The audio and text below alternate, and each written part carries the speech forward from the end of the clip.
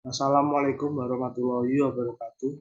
Perkenalkan, nama saya Raffi Badar Saputra dengan NIM 2020 008193. Saya ingin mempresentasikan tentang perindustrian Malioboro. Jalan Malioboro dijadikan lokasi berdagang. Dalam perkembangannya, kawasan Malioboro selalu dibanjiri oleh wisatawan domestik maupun wisatawan asing. Tingginya minat wisatawan yang ingin berkunjung ke Malioboro, terutama pada akhir pekan dan musim liburan, dapat terlihat dari kepadatan lalu lintas yang selalu terjadi di kawasan Jalan Malioboro. Pasalnya tidak sedikit wisatawan yang datang menggunakan kendaraan pribadi. Kendaraan wisatawan selalu memadati kawasan ini sehingga menimbulkan kemacetan lalu lintas. Banyaknya wisatawan yang berkunjung ke Malioboro, terutama pada musim liburan, memang menimbulkan kemacetan sebab tak sedikit dari wisatawan tersebut membawa kepadatan kendaraan pribadi. Selain kemacetan, masalah lain muncul yaitu soal parkir dan kendaraan untuk kendaraan bermotor. Tingginya intensitas dan volume lalu lintas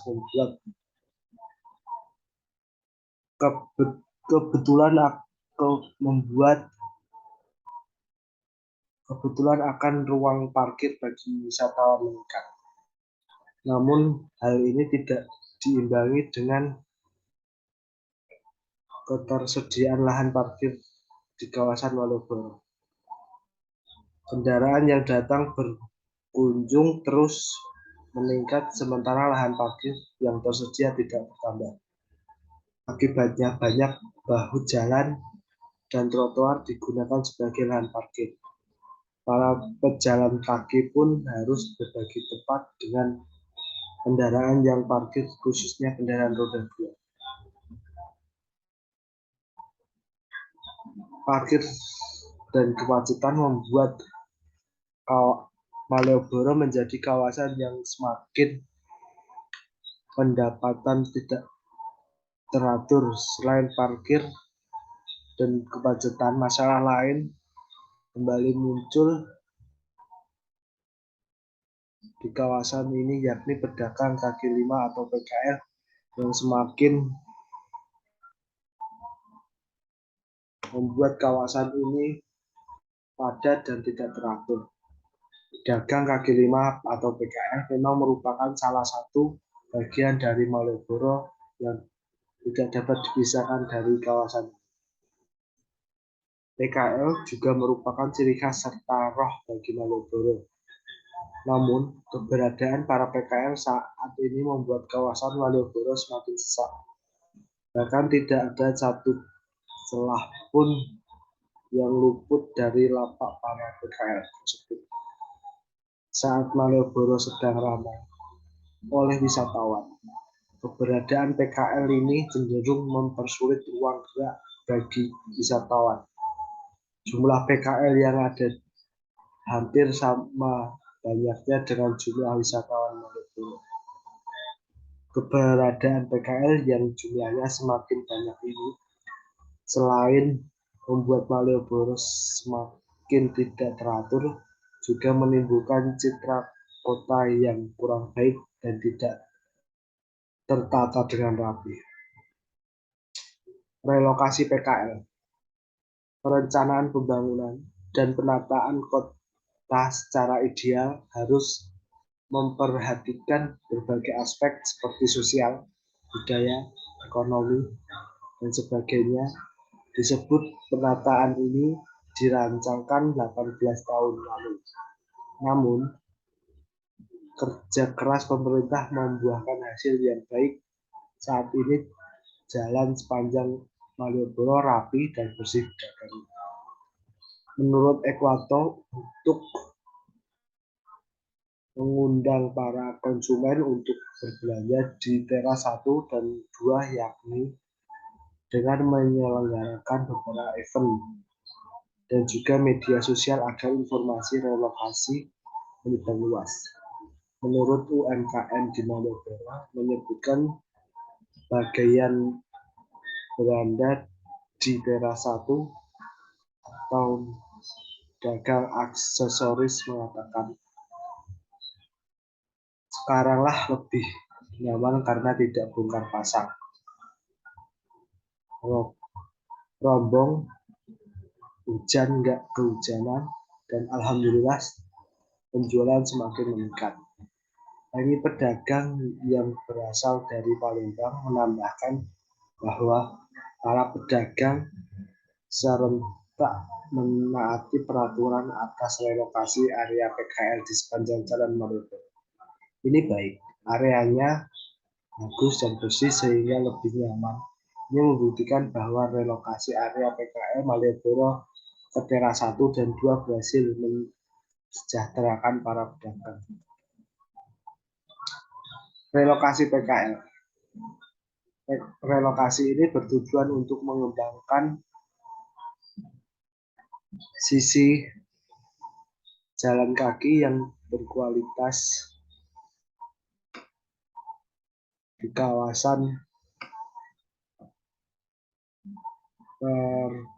pendestrian serta membuka aksesibilitas Jalan Malioboro dan Jalan Margomulyo sebagai pusat pelayanan kota. Hingga saat ini pedagang sekitar 1.800 PKL yang berjualan di sepanjang Jalan Malioboro dan Jalan Margomulyo. Data dari Dinas Kebudayaan Kota Yogyakarta, Yekti Maritanti, menunjukkan 99% dari keseluruhan PKL sudah menyetujui keputusan untuk relokasi. Selain mempunyai upaya rehabilitasi, relokasi bisa memberikan jaminan bagi para PKL, diantaranya legalitas lokasi usaha, perubahan status informal menjadi formal, program pembinaan, hingga promosi melalui kerjasama dengan pemerintah. Menurut Ketua Paguyuban PKL Tridharma Rudianto, sosialisasi konsep besar relokasi PKL sudah dimulai dari tahun 2014. Bahkan sebelum munculnya kawasan pendestrian di sisi timur Malioboro, Rudianto mengatakan bahwa para PKL pada dasarnya bisa menerima pemindahan tersebut. Mereka berharap relokasi dilakukan terhadap semua pedagang tanpa terkecuali. Relokasi sebelumnya tidak digunakan oleh pedagang-pedagang baru, pemilik toko, atau pemodal besar. Tempat relokasi juga diharapkan memiliki kelayakan usaha, daya tampung, mampu menunjukkan keberlanjutan usaha, dan didukung promosi oleh pemerintah, sehingga kegiatan ekonomi bisa tetap berlanjut, bahkan meningkat lebih baik. Pemerintah akan memberikan stimulasi supaya PKL Malioboro dapat beradaptasi dengan lokasi baru mereka. Stimulasi itu misalkan tidak perlu membayar retribusi selama beberapa waktu dan lainnya. Pembiayaan ini juga yang membuat rencana relokasi berlangsung Januari tahun 2022, sebab penghitungan anggaran daerah akan berakhir pada Desember tahun 2021. Kepala Dinas Koperasi dan UMKM di Yogyakarta, Srinar Kayawiswi, menuturkan dua lokasi relokasi PKL Malioboro yang diarsipkan bisa menampung sekitar 2.000-an dagang. Kami masih mendata pedagang yang akan berjualan di sana. Katanya, yang jelas pemerintah berusaha agar mulai 1 Januari tahun 2022 Jalan Malioboro sudah bersih dari PKL dan semua pedagang sudah berjualan di tempat yang baru. Strategi perusahaan. 1. Secara tidak langsung. Promosi dengan berkoordinasi dengan media massa, promosi dengan regulasi publikasi.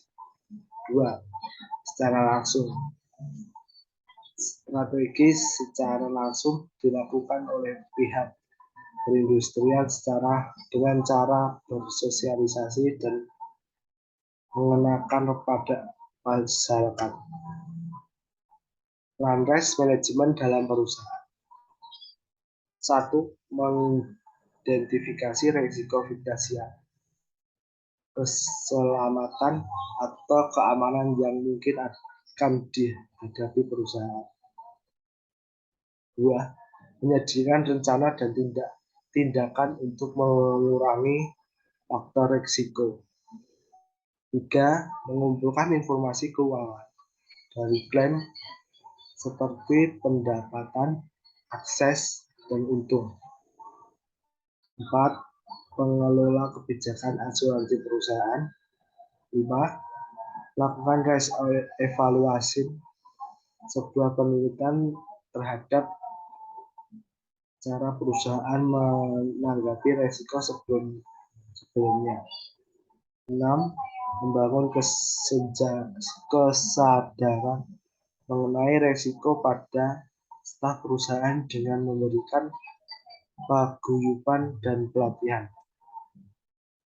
Cost dan benefit penerapan risk management. Salah satu penyebab dari tingginya kuantitatif cost adalah adanya risiko operasional yang sering terjadi di perusahaan dan tidak dapat diantisipasi yang menyebabkan tujuan perusahaan akan terlambat. Risiko operasional yang menyebabkan tingginya biaya kualitas. Perusahaan harus dialog dengan tepat.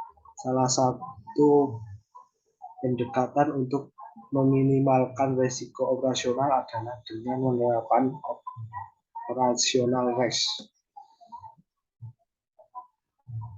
Benefit risk management. A. Membantu perusahaan mencapai tujuan. B. Mencegah perusahaan mengalami kebangkrutan atau kerugian. C. Meningkatkan produktivitas perusahaan. D. Membersihkan keamanan pekerjaan.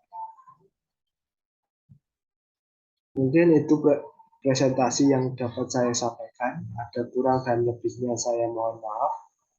Wassalamualaikum warahmatullahi wabarakatuh. Salam dan bahagia.